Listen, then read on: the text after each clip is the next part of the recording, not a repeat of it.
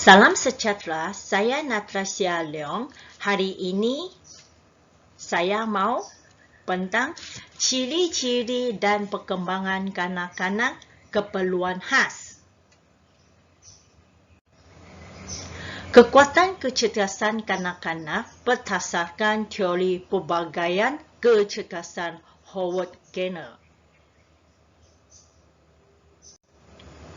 Kekuatan teori kecerdasan pelbagai yang diperkenalkan oleh Howard Gardner ialah amat mementingkan kepada escape kognitif dan perkembangan psikologi, antropologi dan sosiologi dalam menjelaskan kecerdasan kanak-kanak. Terdapat 8 jenis kecerdasan yang diperkenalkan oleh Howard Gardner.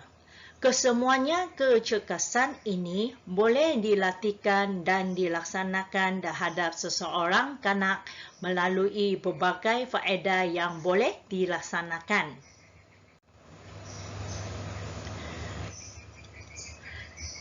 Lapan jenis pelbagai kecerdasan yang diperkenalkan oleh Howard Gardner. 1. Viva-linguistik. Kedua, logical matematik. Ketiga, visual ruang. Keempat, music. Kelima, kinestetik. Nombor 6, interpersonal. Nombor 7, intrapersonal. Nombor 8, naturalisasi. Aktiviti pengajaran yang boleh dijalankan bersama kanak-kanak berdasarkan kecerdasan yang seorang kanak miliki. Nama murid Lisa, umur 5 tahun, tempat papal, masalah ialah berkomunikasi dengan orang lain. Kecerdasan ialah amat berminat dalam seni dan penggunaan warna dalam lukisan. Aktiviti yang saya cadangkan. 1. Menggalakkan Nisa untuk melukis buah fikiran dan isi hatinya pada kertas. Saya menggalakkan Nisa untuk melukis buah fikiran dan isi hati pada kertas supaya guru dan rakan-rakan yang lain dapat memahami kehendak melalui gambar yang dilukis. Yang ini kerana Lisa tidak mahir mengekspresi diri secara verbal. Melalui gambar yang dilukis, orang di sekeliling Lisa dapat memahami kehendak dan seterusnya berinteraksi dengan lebih efektif dengannya.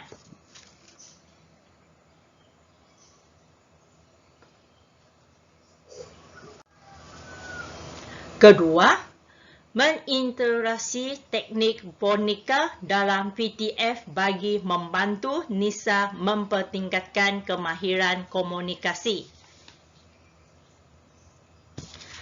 Terapi seni boleh membantu meningkatkan komunikasi dan membangunan hubungan sosial kerana terapi ini boleh melancangkan bahagian otak dan membantu kanak-kanak autism dalam komunikasi bukan lisan.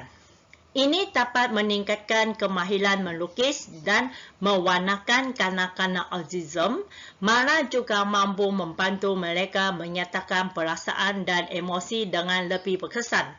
Saya juga mengintegrasi teknik boneka dalam PDF bagi membantu Nisa mempertingkatkan kemahiran komunikasi.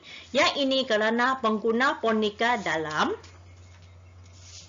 PDF amat berkesan dalam menggalakkan pengguna.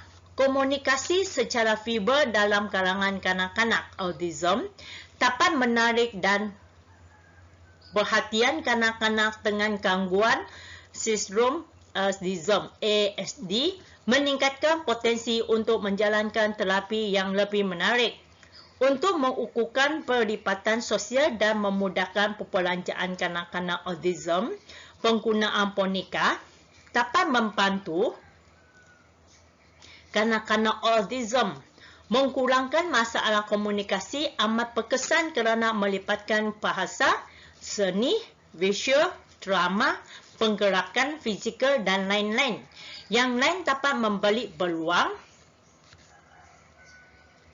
kepada kanak-kanak untuk mengeluarkan perasaan dan emosi sambil berinteraksi dengan kanak-kanak yang lain.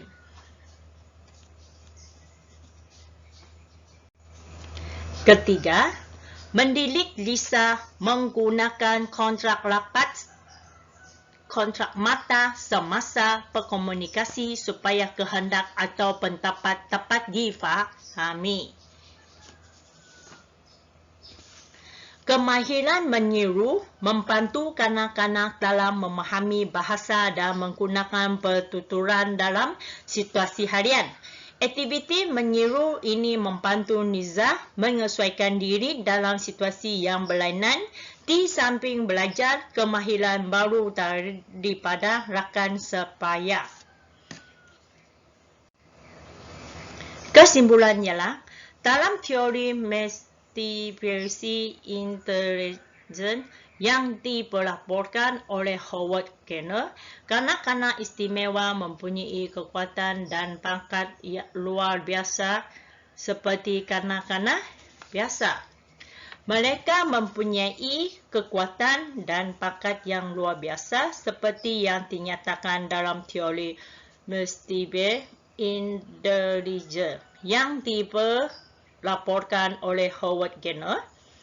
Pendidikan sedia ada wajiblah menambil kira keperluan kanak-kanak, keperluan khas bagi menyediakan perancangan kurikulum yang komprehensif yang menyeluruhkan, infrastruktur dan persekitaran yang kognitif dan sesuai untuk kanak-kanak.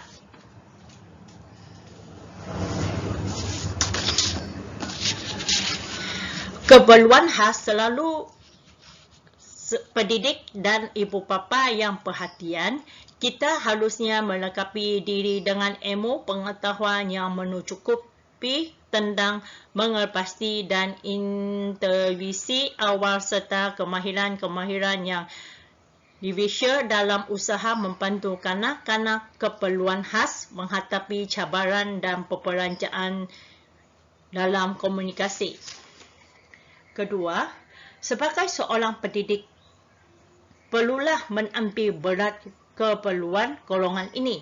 Dengan perancangan kurikulum yang kolektif lagi menyeluruh dapat membantu golongan keperluan khas. Oleh sebab setiap kanak-kanak berbeza, ibu bapa dan pendidikan harusnya bekerjasama bagi adu dengan tepi dalam membantu kanak-kanak mengembangkan potensi dan perkembangan sosial dan emosi supaya mereka dapat mengatasi masalah komunikasi dan perbelanjaan supaya dapat menyesuaikan diri dalam berbagai situasi. Adalah amat penting ibu bapa dan guru sentiasa peka dan responsif terhadap emosi dan tingkah laku kanak-kanak supaya dapat memberi bimbingan dan sokongan yang selaras dengan keperluan mereka. Sekian, terima kasih.